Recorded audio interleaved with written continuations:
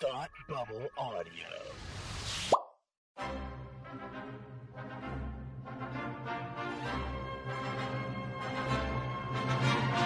Look, up in the sky! You will never find the more wretched hive of scum and villainy. Welcome to Beer with Geeks with Tim and Frank. Who are you?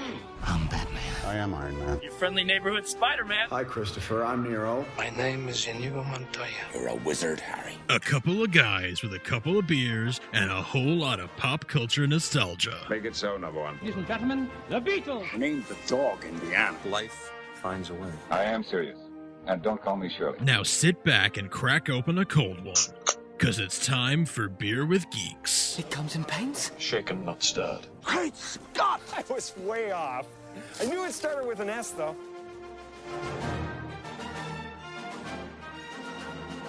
Hi, and welcome to Beer with Geeks, where two geeks geek out with beer. I'm Tim, and with me, as always, is my man who is vengeance. It's Frank. How are you today? Hey! I am so excited to talk about The Batman. That was such a good animated series back in the early 2000s. I can't wait. Let's talk about it.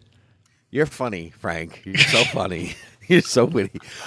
Joke's on you. I started rewatching The Batman, the animated series from the 2000s, because I was like, why not? Let's watch something else that's The Batman related. Sure. And I've been enjoying the heck out of it. It's so fun. Nice. Clearly, every episode is designed with what toy can he be this week? Sure. Like, first week, he's regular Batman. Second week, he's semi-regular Batman. Then he's got a mech suit. Then he's got a snowsuit. Then he's got wings. Then he's got a different pair of wings. And it just kind of keeps going like that. But ignoring the fact that it was, they got to make toys to make the monies, the show was real fun.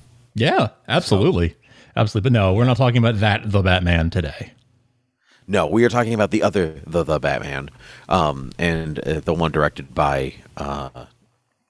Matt Reeves. Oh my God, Matt Reeves. I was going to say George Reeves, and I was like, no. Got him. Yeah.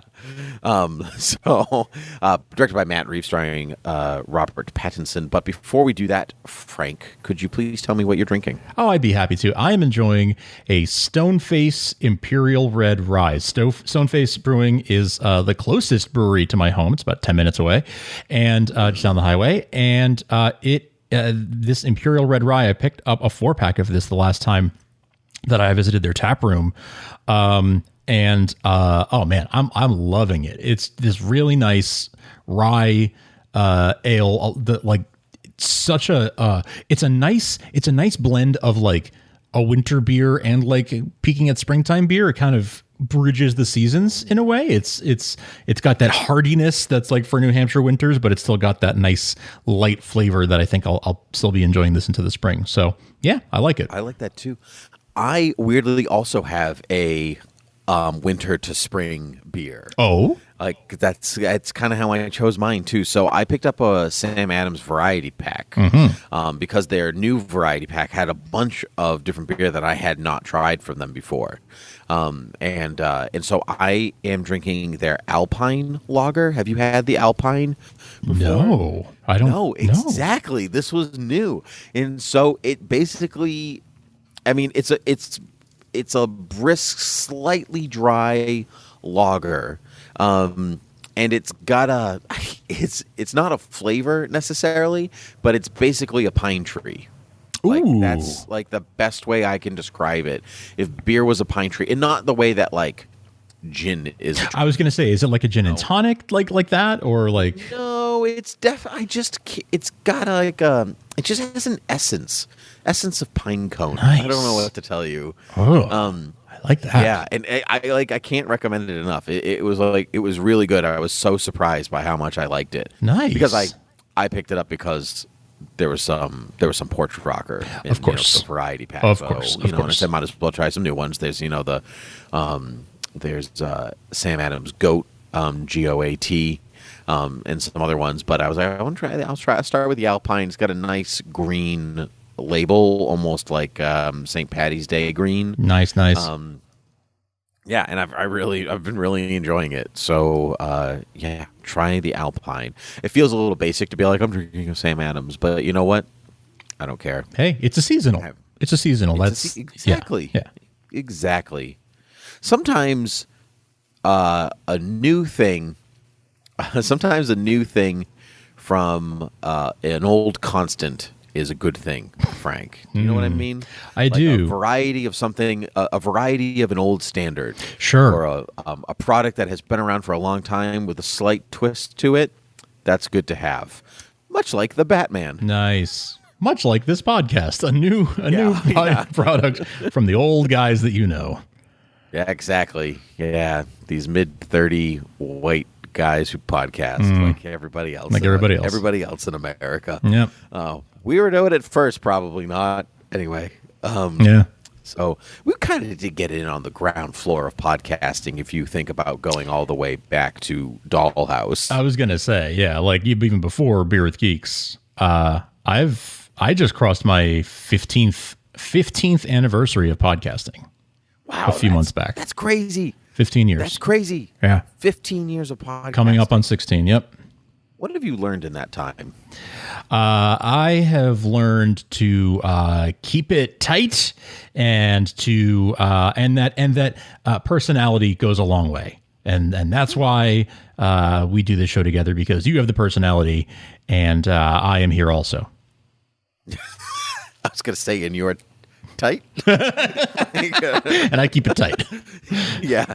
Well, now that we've gotten to brevity as the soul of wit. Yes. Let us carry on with our review of the Batman. Now, Frank, you're wearing a Superman T-shirt. So is that indicative of how you felt about this movie? No, that's actually purely coincidental. Woke up and chose Superman this morning.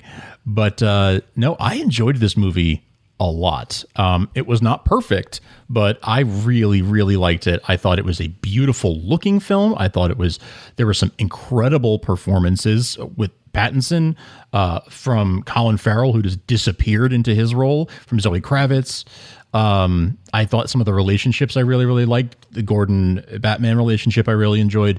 And there was just some amazing, the music was great. Like, there were so many things to enjoy about this movie. Some of the pacing / storytelling decisions I questioned a little bit. We can get into the specifics of that in a bit, but I give it like a good 4 out of 5. That's great. I think it's the most I've enjoyed. I told you it's the most I've enjoyed a Batman movie since The Dark Knight. And that's high praise. Yeah. I think because that means that the 3 or 4 times Batman has appeared on screen since The Dark Knight.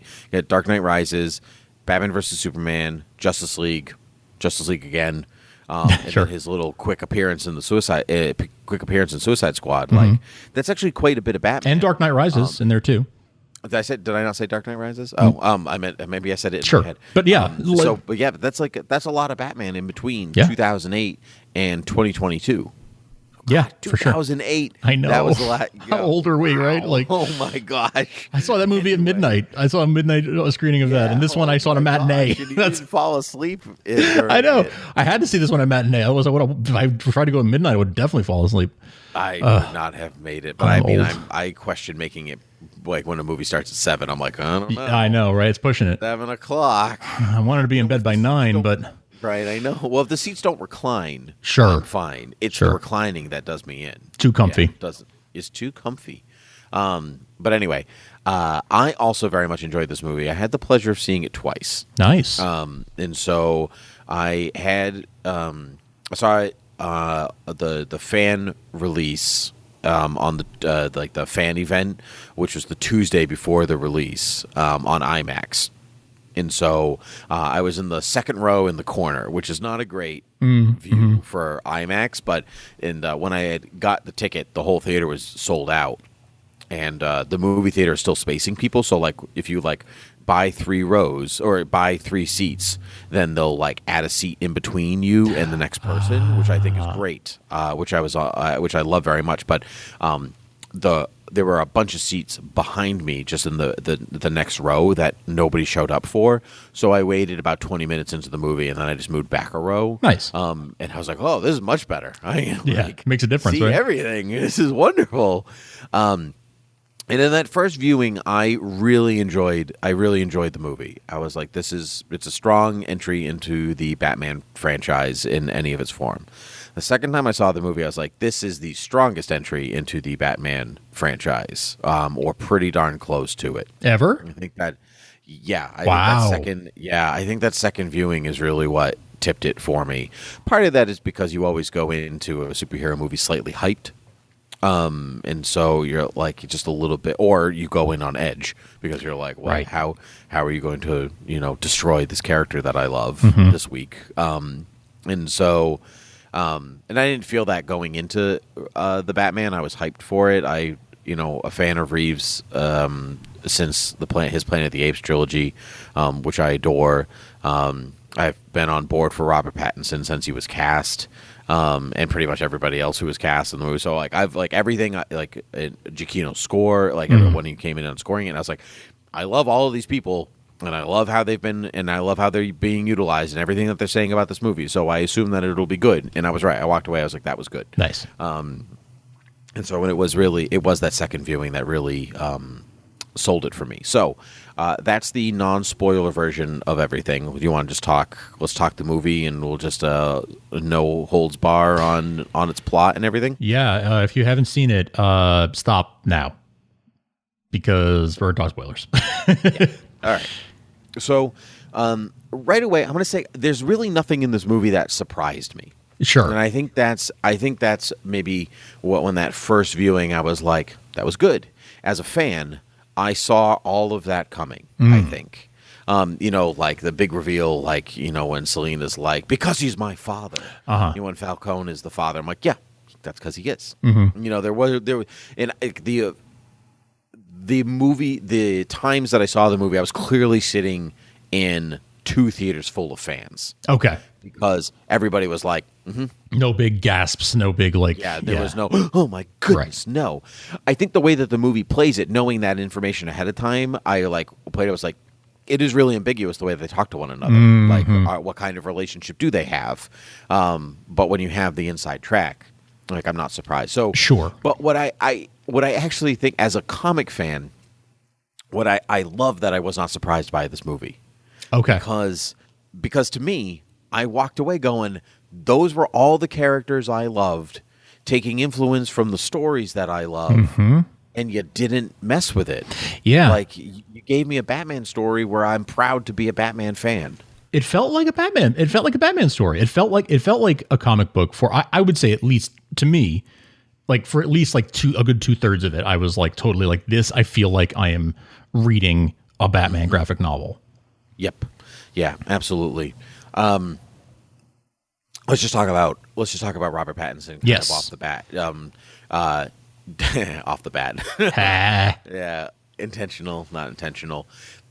He starts the movie right away with his black casebook narrating the thing, and I'm like, this is what I wanted. This is all I've ever wanted. And so I feel like as a comic fan, I'm a little colored by its representation of everything, because I'm like, you're giving me the goods, the stuff that I really never thought that I would see on screen. Detective Batman, journaling, narrating his time, building his stuff himself, that, all that to me is oh, thank goodness, that's what I've been waiting for. Yeah. It's literally what I've been waiting for. What do you think? I agree. I was, more than anything, I was happy to see Detective Batman in a movie, right? Because I feel like it's most often sort of action hero Batman, and there was plenty of that. But to actually have him be an honest to goodness detective, working with the police, and trying to crack a case, it felt very Long Halloween. In fact, when the movie started, just for context, I didn't watch the actual trailers. I caught a couple of TV spots, but again, this thing I've been doing for the last year or two, where I'm just not intentionally going out of my way to watch anything. If I catch it, I catch it, but I'm not trying to see anything before these movies come out. And so I didn't really have any context. I didn't really know, has he been Batman forever? Are we going to see an origin story? I didn't know any of that.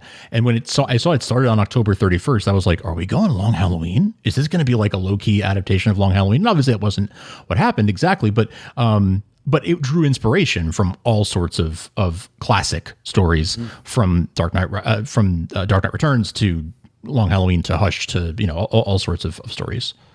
So I really No Man's Land too. I enjoyed I enjoyed his performance a lot more than I thought. I was skeptical when he was cast, and I was happy to have those fears set aside like pretty much immediately as soon as the movie started.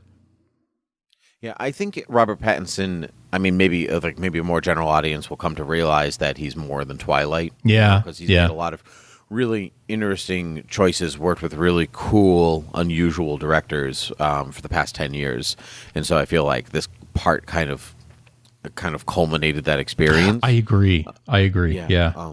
And so I was really pleased by his performance. I think he spends more time as Batman than any other Batman previous to him, for sure.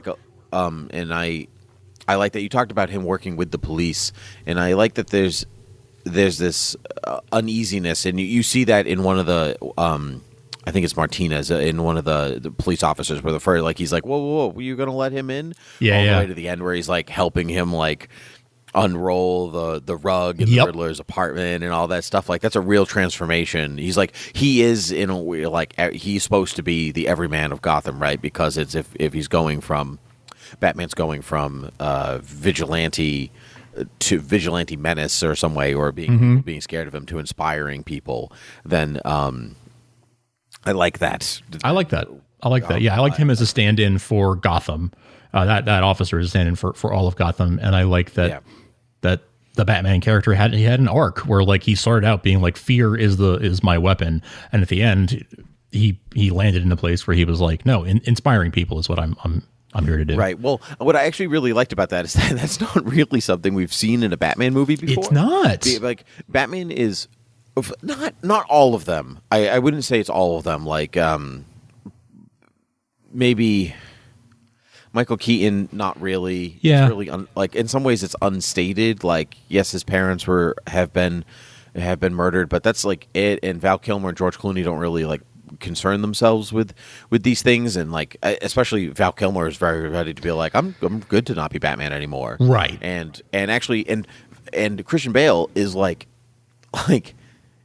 he worked so hard to become Batman in Batman Begins, and then the next two movies he's like, I'm good not being Batman. Yeah. And you're like, okay, that's not really the point, but I'm going to go with it because it's as good as we got. Right. It's as good as we can do. And so, but that inspirational part of being a hero is not really something that Christian Bale's Batman gets until the very end of Rises. Right. That's not. And so, like, we're starting Batman as that here, and I like that very much. This I'm vengeance to I'm inspiration, and this is he like actually transforms himself out of a tragic hero into a regular hero, because the tragic hero is like out for themselves in a lot of ways, right? A lot of people talk about Batman as Hamlet, and like, Hamlet is ultimately only concerned with revenge against his uncle, right? Yes. He doesn't care about anyone's feelings but his own, and he does not really care about the place that he lives. Like, Prince Hamlet of Denmark is like trying to kill the king of Denmark while another country is ready to invade them, and he doesn't really care about any of that. He cares about his revenge for himself, and that's in a lot of ways what so many interpretations of Batman on screen have been. It's like not always about the city, it's about themselves, and this one is literally like, okay, no, that's not right, I can't do that, I have to be more than that. And I think that what I really liked about the Batman is that so much goes unsaid. There's a lot of subtext in this movie, this whole movie, every action that he does is for the mayor's son. Every single thing he does is to save that little boy, right? Because it starts off, the first person on screen that we see is that little boy in his little ninja costume at the beginning, right? And he's the one that finds his dad has been murdered, and Batman shows up, and they make eye contact across the room, right? And then Bruce sees him, makes eye contact with him at the memorial service. And like, and before that, so like he's got these contact lenses, which was a great way to do bat cowl lenses. I loved the contact lenses. So like he leaves that image on the computer for Alfred to see. Doesn't talk about it, doesn't say anything, but Alfred gets it. He's like, that's me. That's me all over again. I'm Batman to stop this kind of thing from happening, and it happened again. Yep. So I'm like, all this other stuff about the corruption in the city, the Riddler and his targets and this, it's about saving that little boy. Yeah. About justice for that little kid who lost his father, even if his father was corrupt. That's not important to Batman because the kid is not. And so, but then that all culminates right at the end where everybody is afraid to have Batman be near them, right? So like when Batman beats up those like the Skull Gang people in the beginning of the movie, right? And that guy that he saves is like, don't hurt me. He's not saying thank you. He says, don't hurt me, right? Like you said, it's all fear. But it's the kid at the end of the movie that grabs Batman's hand first. Yes. That is the thing. There's a Absolutely. great symbolic baptismal moment in this movie where the floodwaters have come into Gotham Square Garden and like everybody's going to get electrocuted or whatever. So Batman jumps off, takes the Batarang out, and deliberately chooses to slice it and fall into the water. And he like literally and figuratively reemerges, reborn as Batman the hero instead of Batman the vengeance. You know, I didn't think of it as I didn't think of it in terms of the baptismal imagery there, but I like that. I like that very, very much. That's really, really cool. I did definitely like the little boy being the first one to trust him and the first one to sort of see him for who he now wants to be. Like, okay, you're no longer a symbol of fear, you're a symbol of hope. That kid being the first one to do it was very impactful. I thought, because of how many times throughout the film, every time Batman saw him, he locked in on him, right? For all the reasons you said. So I thought that moment where they connected at the end of the movie was really, really meaningful. Yeah, that is actually that relationship, that unsaid relationship he has with that kid, to me, indicates like this is a Batman I could conceive having a Robin. Like, because it's about make it like protect, like it's taking it to the next step. Like this kid, like it's basically passing it along. Like it's the legacy of like saving people and like and carrying that through. That like I don't know if that's the intention or not. Reeves has been like, he's like, yeah, well maybe, you know. So like I'm not sure yet. So but I could definitely see this Batman having a Robin because of like it's all about that kid, which I think is also wonderfully juxtaposed against the Riddler, who's an orphan, right? And is terrorizing Gotham because he has felt that the city has never bothered to save him, right? Yep. That the city, like the people who run the city officials, were only ever out for themselves and never for those who actually needed help. And so he's doing it in he's just a reflection of Batman in a different way, right? They talk about like orphans, the two of them being, you know, like Bruce Wayne and Edward being orphans, but it's not the same to him. They're orphans who chose different paths, right? They both chose paths of fear, at least at the beginning, to influence by fear. But Edward chose fear and terrorism. And Batman chose fear and trying to stomp out the criminals specifically. Whereas Edward feels that the whole city is is corrupt to the core. It's rotten to the core, and we need to blow the whole thing up and start over again. Right. Well, they've neither of them have really ever left their childlike states either. Yeah. That's a huge part. You know, like Batman's basically frozen in time, and, you know, with this relationship with the mayor's son, that's kind of, you know, that's what he's working towards. But Riddler's theme, you know, his leitmotif, that, you know, that thing that keeps cropping up all over the place. It was a minor key Ave Maria. Ave Maria, right. And so, which is great because if you watch the video of Thomas Wayne's announcement that the choir is at, they're singing the Ave Maria. Yes. So for both of them, that day, that time, that moment, that's the time they were both born. Yes. And they were pivotal. both trapped. Yeah.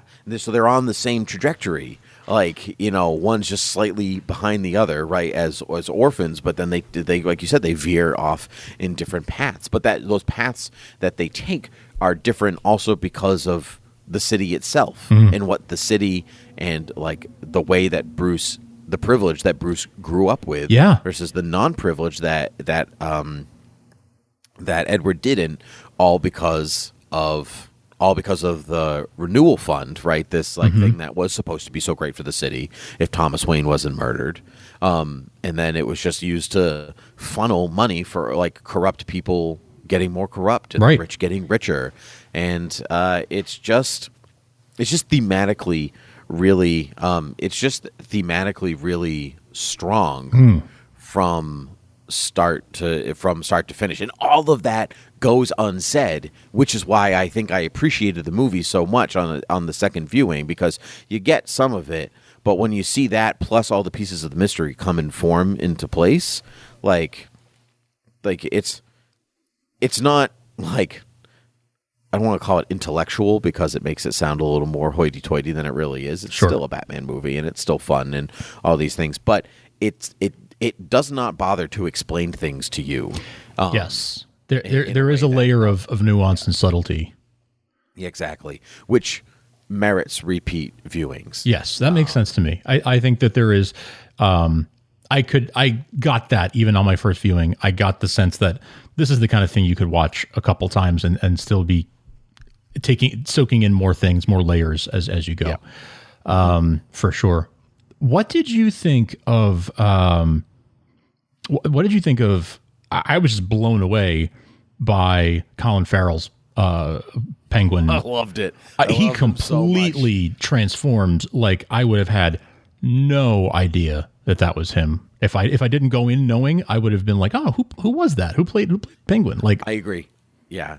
There's a couple of moments where if you know it's him, you can see it in the eyes, obviously, because they didn't change his eyes. But, like, you know, like there's like just above his nose and below his forehead, like there's like still pure Colin Farrell in there. I didn't catch it, honestly. I was looking and I couldn't see it. But he was just marvelous. He was loved fantastic. The way he interpreted Penguin. He was.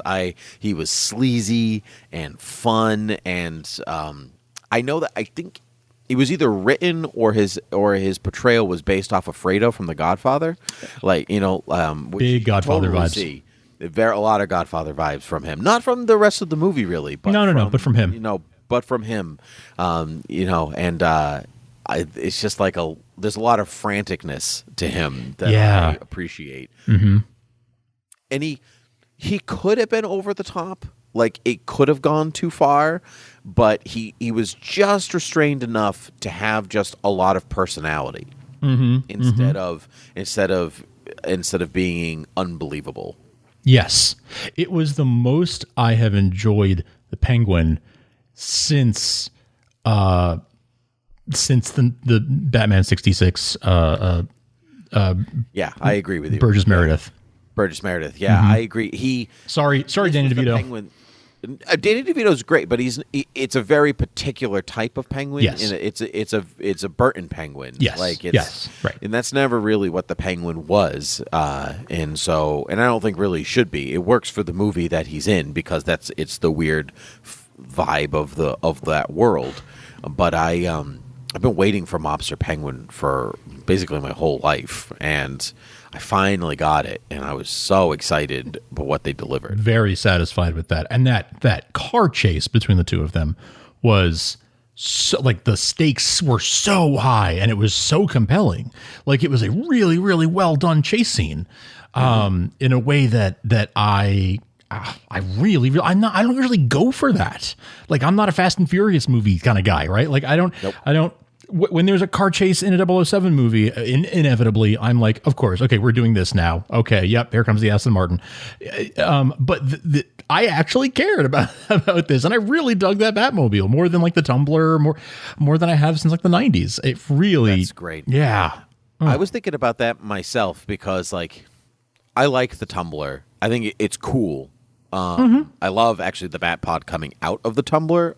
But I find that the Nolan movies, like, not that the vehicles lacked imagination, but they lacked flair. Mm-hmm. Like, they're like immensely practical.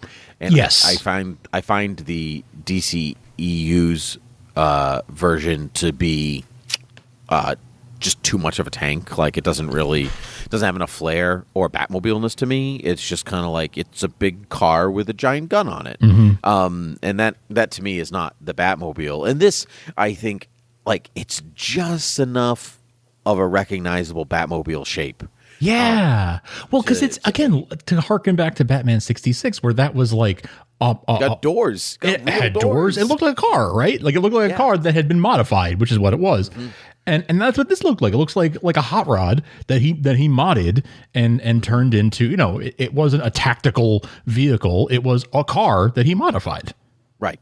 I know that Reeves took inspiration from Christine, the Stephen King novel. Like, if you watched the movie, he like wanted the Batmobile to feel like a beast. Like, when it was coming for you, you knew it. Mm-hmm. And like, my theater got excited when Mine the too. Batmobile. Mine too. Yeah. Like, and I think that is cool. Like that, and like when you think about, like, it's just a car.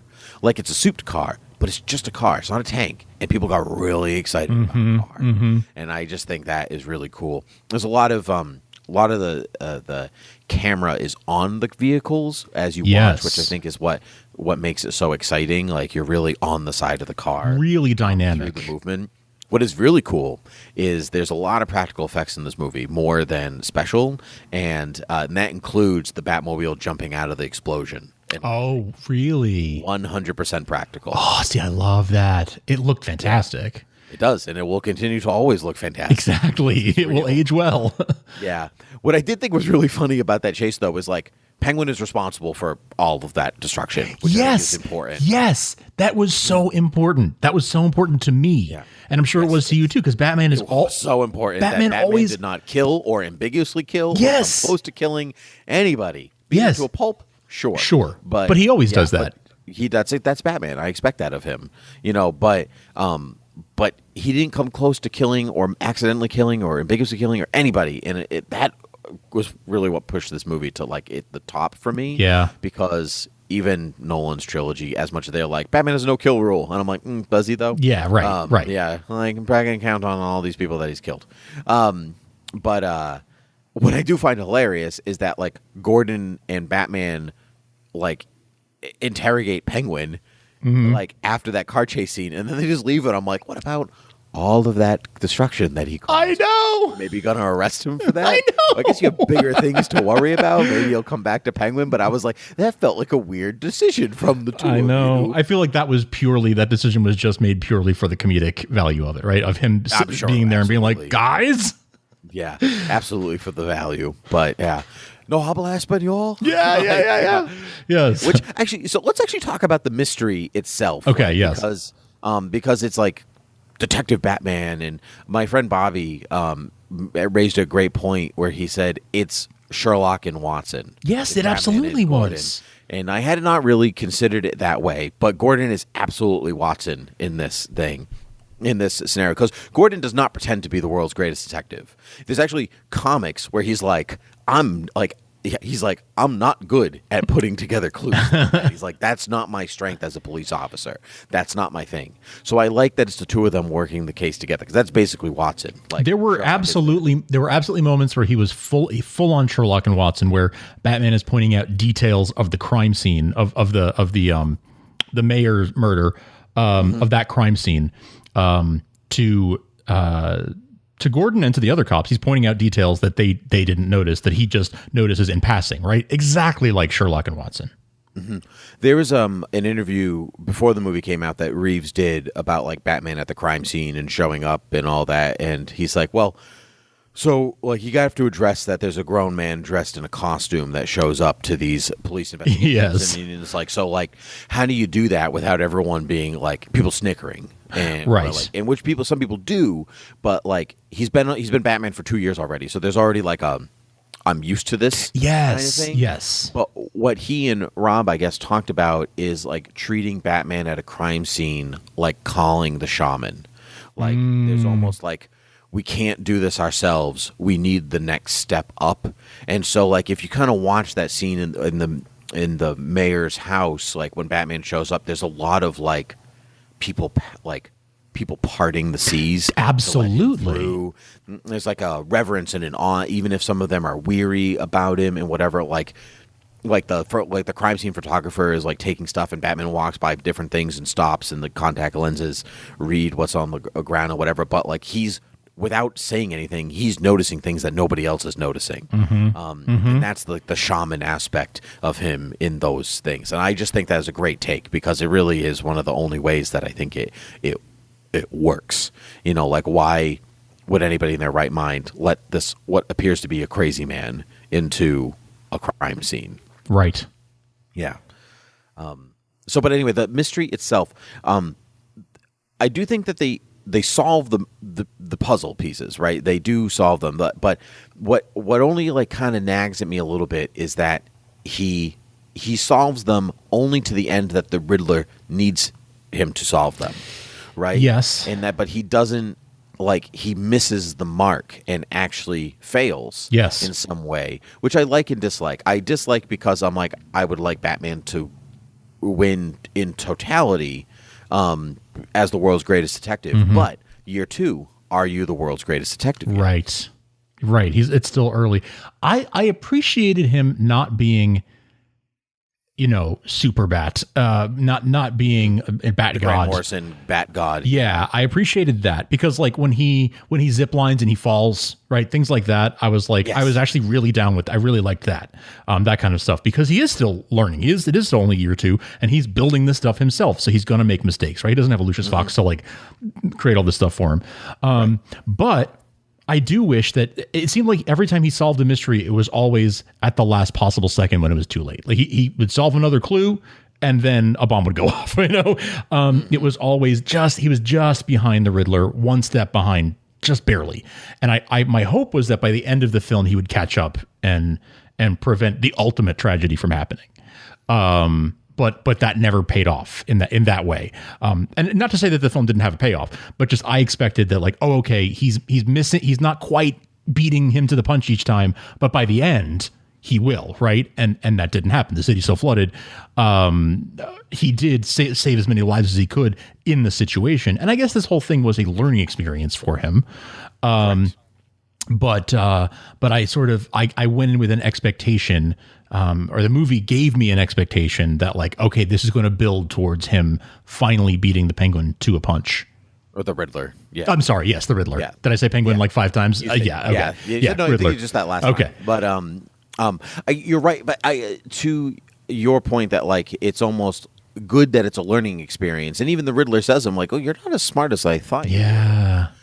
But for a guy that is driven to be the best that he can be at all things, that ain't gonna sit well with him. Sure. And I think so, like, if you really do continue to see Detective Batman in the Batman trilogy, then, you know, we get to a point where he really does become ahead of people. Is it confirmed that it's going to be a trilogy? They Matt Reeves said that he wanted a trilogy when he talked to Warner Brothers and whatever else. Technically, the second movie has not been greenlit yet. Cool. As of recording this thing, there is a countdown at the. So if you go to the end credits, there was a website that, like, Ratalata, whatever, you know. At the end. So there's like a percentage uptick, like, and so, like, the way that people, how slow it's moving and whatever else, people are like, Friday. It seems that Friday will there'll be some kind of something. I see. That's happening. And so, I mean, it's done very well. It's the second highest opening after Spider-Man of the pandemic. It's already made its budget back. Nice. And so, like, in the opening weekend, so and there's incredibly good word of mouth and buzz on it. So, yeah. I really haven't talked to anybody that thinks it's bad. Some people think it's the best movie ever. Some people think it's the best Batman movie ever. And some people think it's very good. But I haven't really heard, like, it wasn't great. I spoke to someone today at work who was not impressed with it. Who did? I said, like, I think it's my favorite Batman movie since Dark Knight, and he said, like, that's very interesting because I did not enjoy it. And one place where we agree, he felt that the storytelling was problematic, and that some of the writing was, he felt the writing was not what he wanted it to be. And there were places where I agreed with that. I felt that the last third or so, like once the Riddler was in jail, I felt like the wind came out of the sails a little bit, and some of the stakes were reduced. Obviously, then we saw that there was more. He was still pulling strings from in jail, but I felt like the momentum really, really slowed down once he was in jail, and I didn't feel like a lot of the dots were connecting as much for me in that last third or so of the film. When you say the dots connecting, you just mean like the tension or the stakes or the quality of the film, but not necessarily the story plot, like dots. Like it made sense still, but it wasn't as strong. I agree that the third act is not as strong as the first two. The third act to me feels like, well, it's still a Hollywood movie, and we have to end with big things. Sure. And like we're a movie that was really intimate. Like I think most of the time, it actually felt like there was a disparity between the two things. There was a part of me that like I did enjoy it because maybe more for the symbolicness of like falling in the water, and, sure, like that thing that we had talked about, the baptismal section. And I really kind of enjoyed this, kind of like insurrection type, like like a thing, but. Also, I really enjoyed. It was kind of like Batman battling the Riddler Goons, kind of like because that they were just, they were there in their little Riddler outfits, and I was like, "Bam, pow, biff!" You're tackling the Riddler Goons. And sure, I kind of like that, so that's good too. That's true. That's true. So I was curious about that because I kind of wondered. Do you think that they? So they definitely talked about like what saw an interview. It was accidental. It was accidental. Accidental world parallel. I felt that they were clearly talking about like Bruce's privilege, right? They made that distinction. I think it's Catwoman who talks about his privilege. You must have been born rich. Yeah. Yes. Yeah. Grown up rich. Yeah. Mm-hmm. And so I liked that. I thought that was well done as addressing a real world sort of issue. And then when sort of the Riddler goons were dressing up and doing his bidding, like, and he's live streaming and having his followers, go and commit crimes. I really felt like, okay, is this like an January 6th insurrection sort of reference? They had already. Because they were filming before the pandemic. So I knew that. I knew that they had started principal photography before, but I know that they stopped at a certain point and had to pick back up. And I wondered if they retrofitted anything to fit real events. But okay, if the interviews say otherwise, then that's really interesting if that was just coincidental because they nailed the relevance of it, right? Yeah. Well, those types of things have been building. They don't come out of nowhere. Yeah. And so I think there is some kind of cultural subconsciousness that is aware of those things, especially people who are writing and they like take what they know and what they're feeling at the moment. Sure. Everything. But like it just happens to be more closely paralleled than they had expected, which is quite interesting. Very. You mentioned Catwoman. You mentioned Selena Kyle. We have not talked about Zoe Kravitz. For me personally, I feel vindicated that there is finally a Selena Kyle and Catwoman on screen that I recognize from the comics. Yeah. Because I do not feel that Anne Hathaway was that Catwoman, and I know that is a. Oh, you're shaking your head. That's a. I feel like I'm always alone in that, but I never believed her delivery on any of it. Well, on anything. It's not that I dislike her as Catwoman, but it just doesn't feel like what I've read on the page. Nope, it never does. And truthfully, I never like her. I never found that her. I never believed her. I never believed that she was edgy or would wield a weapon or even like hurt people. I just don't think that. I just don't think it's in you. I can't bridge that gap. Like you're just not. It just didn't sell it for me. Yeah. But I absolutely believe Zoe Kravitz and her feelings about everything. Yes. Yeah. Yes. Yeah. It really. I mean, obviously, the whole movie is visually dark and tonally dark, but in a way that really, and particularly her character story, right? But I feel that it just really, really fits, and it's really earned by all of these characters based on their character history, and based on how they are presented in this film. It fits for everyone, and in her case in particular, I felt like it was particularly dark, but it sold it, and it did it for a purpose, to tell a story about her and about her experiences, a story that is like not let's say the most like realistic in terms of like, oh sure, anyone can relate to that, but within this universe is sort of an exaggerated version of reality. That's right. Well, I think it's like you said, it's an exaggerated, exaggerated reality. I don't know how many people can relate to their fathers being, crime lords over a city, but people can relate to fathers not taking responsibility for their children. Yes.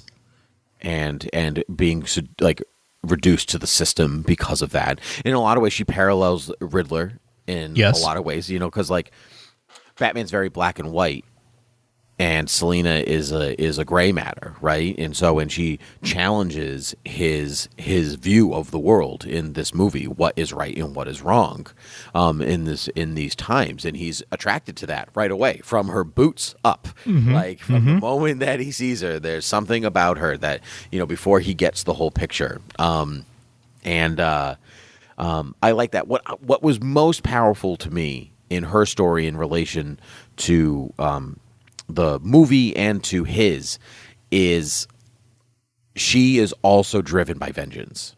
Yes. Right? Like she is, her story starts because of her friend.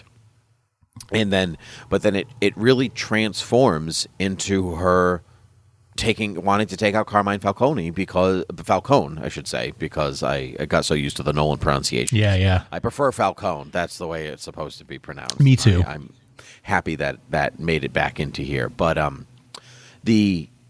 she's so betrayed by Falcone that that she needs to act in accordance to how she feels about that. And the guy who literally dresses like a bat because of vengeance stops her because he understands through the course of events.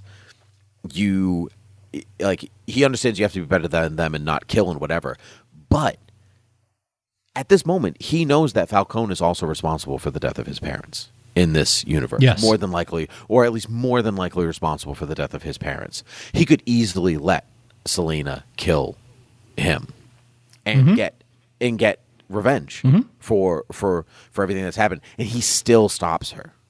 It's still the sacrificial play. And that's part of like his arc. Like he has learned that that's not the way. To the point where, and I love the way he puts it, where he's like, to take him out, you don't have to go out with him.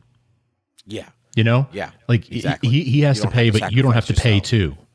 Yes, that's it. Yeah. And I loved that. Right. And because in some ways he's probably felt like he's paid a lot, and so for what he is, and so in what he does. And I think that to save her is akin to saving himself. Yes. To saving her in that moment, right? Because he's not like, oh, well, like, here's $1 billion and I'll, help you set up whatever else. He's willing to, let her life be her life. He does not stop her from stealing the money or anything like that. He's not interested in that. He challenges her barometer of right and wrong, and she challenges him in the same way. Yeah. And I just love that. And I thought John Turturro was just an excellent Carmine Falcone. He was. Actually, he felt like he was in a Godfather film, too, to me.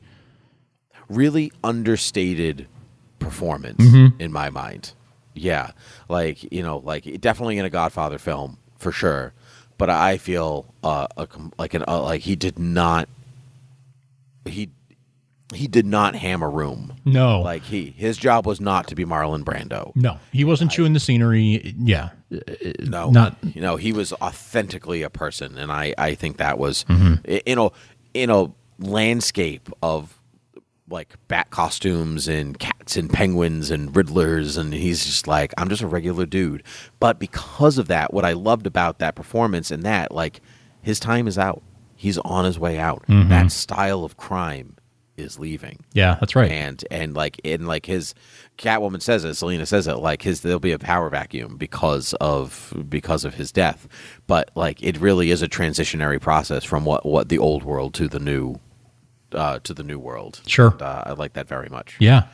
Yeah, very much. We can talk about Jeffrey Wright's Gordon a little bit, which I loved. I thought he was great, like quintessential Gordon for me. I like that there was a real sense of history of their relationship. Like they clearly know each other. Gordon trusts him. He calls him to the mayor's crime scene, and they have their little hangout with the bat signal, and like all this stuff is just that was really great. And I thought his reactions to stuff added a lot of levity. Yeah. To the straight because Batman's obviously the straight man, but there was like I loved the thumb drive stuff. Oh my gosh! Right. Thinking about that I've been thinking about it since the movie came out. Well, since I saw it, it was so funny. But then you're like thumb drive. And he's like, and then like try this, and like it's the thumbprint the analysis. fingerprint. Like, oh, this guy's hilarious. Yes, like, yes. Yeah, they had such good rapport. I did hope that by the end of the film, at the end of a 3-hour film, that he would be Commissioner Gordon. I did really sort of hope I was actually under the impression. It's funny because I was actually under the impression when Mayor Real, right? Which I loved. Because the whole thing is all about bring out like no more lies. Right. And then the mayor, her last name is Real. Yes. Like, yes. so good. And that was part of her slogan too, right? Like, Real change. Yeah. That's so good. Loved it. But him standing next to her in that lineup, I was like, he's commissioner now. In my brain, like maybe he's not. But looking at that, I was like, that makes sense to me. Yeah. That he got promoted upwards. Yep. I did. I really, really enjoyed Jeffrey Wright. So great. Like, I didn't have any doubt that he would be because I think he's fantastic in everything, but he just sold it. Had so much personality, kind of like he made me like Felix Leiter in the 007 films. I care nothing about, yeah, but I like exactly. Felix Leiter because of Jeffrey Wright. Exactly, yes. And like I already liked Commissioner Gordon, but I liked this take on him where he's a little bit snarky, funny, in a way that he's not always, because this is a younger, still on his way up version of the character, and he's not the sage, wizened old, hardened. Old cop. I agree. I completely agree. Paul Dano's Riddler, or his Edward, I forgot to mention, I love that he still kind of looks like a kid. Yeah. He's got like baby fat on his face. The haircut he has is the same he had when he was a kid. And I just like that adds to his like childlike stasis he's in. Then he hasn't moved from there. Andy Serkis's Alfred, I loved, not a lot. Would have loved to see more of him. The film a lot. There's a history between him and Bruce, and I like that. I think you can kind of feel it. I needed more. I needed more from that relationship. Honestly, I was a little bit. If I was disappointed in any relationship, it was that one. I do think that there needed to be more, but I do think that there was a lot of unspoken, like, I get you. Like Bruce, like leaving the image of the kid. He leaves the cipher out because he knows that Alfred's going to be like, oh, what's that? What's going on over there? Stuff like that. And I think their conversation in the hospital, this movie made me believe that they would kill Alfred, which I think is a testament to the quality of the movie, where the bomb went off and I was like, oh my God, are they going to kill Alfred? Oh, I thought he was dead. That's actually going to happen? Thought for sure he was already dead. Like when she said it happened an hour ago, I was like, oh, wow, they actually killed Alfred. I can't believe it. And I totally believe they would. Yeah. Yeah, that's impressive to me because I don't believe that any film would ever kill Alfred. Sure. Especially on the first go around. But, right. But their relationship is complicated because of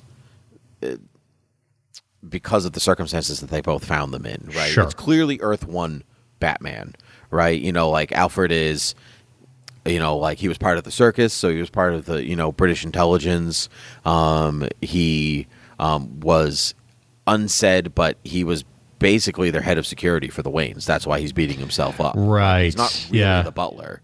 He's their head of security, and just becomes that type of fatherly figure that happens to maybe make the meals for Bruce or whatever. But he doesn't really runs the house.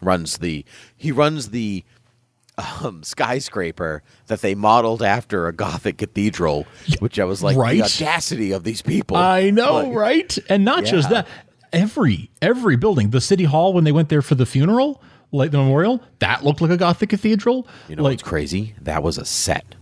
Was that a set? It was a set. Most of the places that we see are sets. Good God, that is impressive. They built a small Gotham, not unlike 1989 and Gotcha. Batman Returns. Gotcha. Yeah, there was a lot of set pieces. So they could do what they want with them. I think it was safer because of COVID. So a lot of the outside stuff I know they filmed in Liverpool, and I think they filmed in Edinburgh and a few other in London, and so in a few other places. They wanted Gotham to feel like a conglomerate of a lot of different cities. I'll tell you what, it did. It felt like Chicago with some New York stuff bolted onto it and a lot of Gothic architecture added in the mix. Like it felt like.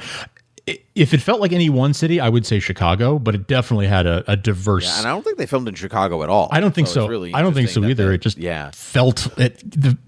me the feeling I get from the architecture, the like older architecture that has survived in a way it hasn't survived in places like New York. Yeah, but then there was a Times Square, and there was, obviously Gotham Square Garden was clearly Madison Square Garden. The Times Square is actually Trafalgar Square. Okay, actually, I think, and they just added a lot of digital billboards. Gotcha. Yeah. But I love that it doesn't actually feel like it feels like a real city, but it doesn't feel like one city. Yeah. Not in the way that Christopher Nolan's movies are like obviously Chicago and like, which is fine, but like it doesn't feel like Gotham to me. It just feels like a city. Like this felt like Gotham. It felt like its own place. They have to go together. Yes. They have to. Yes. Yeah. So I loved that very, very much. Trying to think if there's other stuff. I like the suit a lot. I actually really love the bat suit. Love the suit. Yeah, I didn't start loving it because I was really tired of armored Batman when they first showed it. But personally, now that like it's grown on me in the like 2 years since I had seen it. Sure, it works really well for me, and I love the cowl because it has shades of Adam West. In a way that no one, like the bridge of his nose is outlined exactly like Adam West. Correct. And I just say even the shape of his brows, and he's got long ears again, which was missing from Batfleck.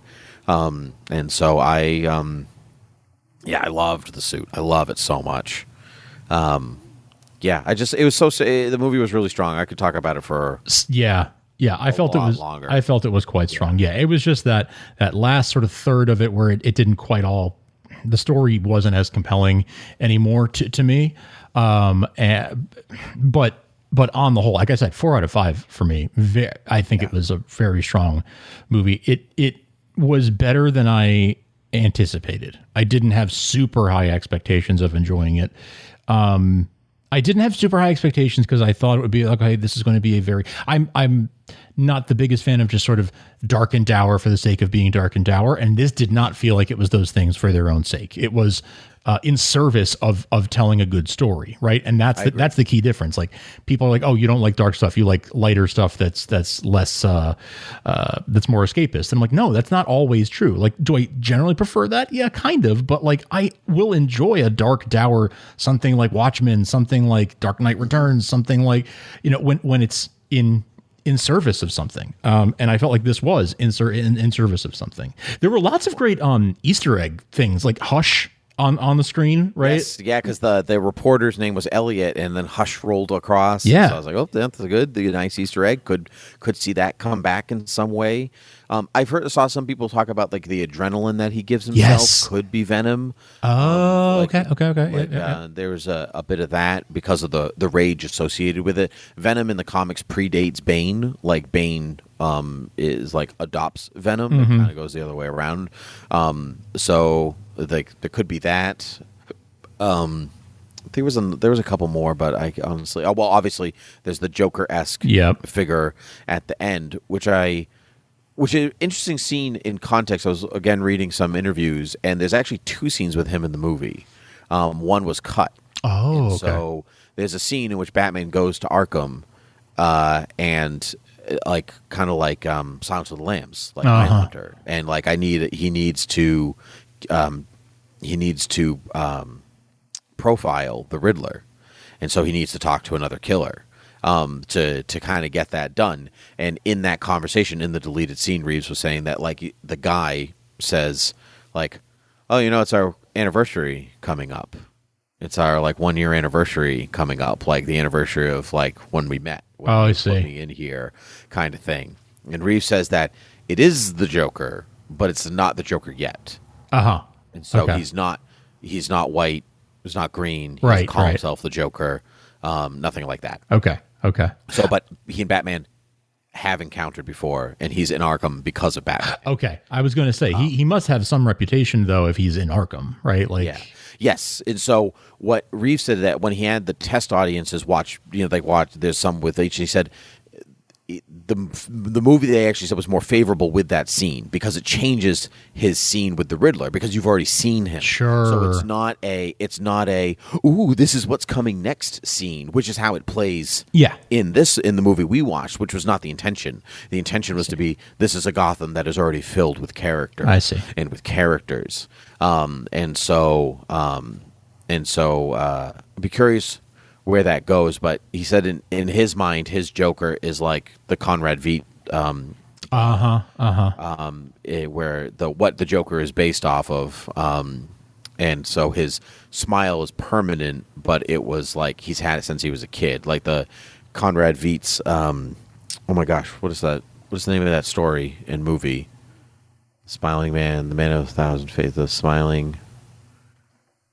Oh heavens, help me out. I'm going to use my one lookup for you. Thank you. The Man Who Laughs. Man Who Laughs. Thank you so much. Yeah, so Victor Hugo wrote a story called The Man Who Laughs. Victor Hugo of Les Miserables, famed Hunchback of Notre Dame, loved his disfigured people. Wrote a story about the man who laughs, who was a kid whose father committed some crime, and the dad dies, so the punishment is enacted upon the child in which they slice his face open and give him a permanent smile. And he is forced to live his life with this disfigurement, and the movie is about him, or the story, and then the movie that was made with Conrad Veidt is about him as an adult in society and the way people react to him and whatever else. And his visual inspiration is literally the Joker. Yes. Like if you look at pictures of him, that is just the Joker. It's what he looks like. Yep. It is what he looks like. And so for this movie, so that is where in Reeves's mind that makes sense. That makes sense. I wondered if that clown gang at the beginning of the movie on the subway platform, I wondered if they were in some way related to the Joker, but apparently not. If he doesn't do the clown makeup thing yet. He does not do it yet. Gotcha. But from the very little that I saw, I liked Barry Keoghan's take on the Joker. Like it's kind of leveled, and I didn't realize that was him. Until afterwards when I looked it up. So I was like, "Ooh, that's an interesting choice for that character." Interesting choice. Great. I think a great bit of casting. I was truthfully, like he was on screen for like maybe a minute, and you barely saw him, and I was like, "That's better than the 2 times I've seen Jared Leto." Right. So, yeah. I'm kind of agreeing. I'm fairly satisfied. Yeah. So, I mean, we could talk about this movie over and over again. I do want to say, I do have to say one last thing. The cinematography, like absolutely beautiful, like use of color, use of light. Although I could have done with a few less headlights shining in my face. That happened so many times that I was like, seriously? Is this a bit now? Is this like J.J. Abrams' lens flares? Lens flare. And like the amount of sort of dynamic like use of cameras, like having like you mentioned before, the cameras on the Batmobile, on the motorcycle, on his helmet when he's zip lining, like all those very action packed. You mean the flight suit? Oh yes, it was the flight suit. You're right. The flight suit. Yeah, the flight suit. You can zip line anywhere. What did? It was the zip, the flight suit. You're right. Yes, but like all those times, school, like bat wings that he used to have in the remember like the animated series where he had like the handlebar. And he would fly. That's what it was like. That's what it made me think of. Yeah. So the cinematography was fantastic. I liked the score. It didn't jump out at me like Michael Giacchino scores most often do. I liked it, I think, better than I enjoyed. I think it did more for the film than a lot of Hans Zimmer's score did. Although I completely agree. I did notice that they did a lot of the sort of like high pitched sort of violin string to create tension, the same way that Zimmer did for the Joker. Yes. There's a lot of just a lot of tonality. Yes. Instead of yeah. So there's really only a couple of pieces where I was like, that's a piece of music instead of like that's mood. Yes. Yeah. I need to listen to it again. I need to listen to it on its own to see like, can I pick out themes other than the Ave Maria theme? Actually, you can't. They are very present because I listened to the soundtrack a few times before. So the Batman definitely has a theme. Cool. Bruce Wayne has a theme because Giacchino comes from the John Williams school. Yes. So he understands the A melody and the B melody. And so, like, if you listen to, like, you know this, but you, like, listen to the Star Wars main theme, there's, like, or the Superman theme, because that's the one that's in my head right now, so I'll use that one. So it's like, that's the A theme, but there's also sure, that's the B theme right. In the main theme, right? It's A and B, and Batman has that in his. So he's like, boom, boom, boom, boom, boom, is the Batman theme. And then Bruce Wayne has his own, so it's like the two of them together. I gotta listen to it on its own and let it breathe a little bit. Yeah, we talked about Riddler's leitmotif. Yes, the Ave Maria, Ave, which I think is awesome, so haunting, so good.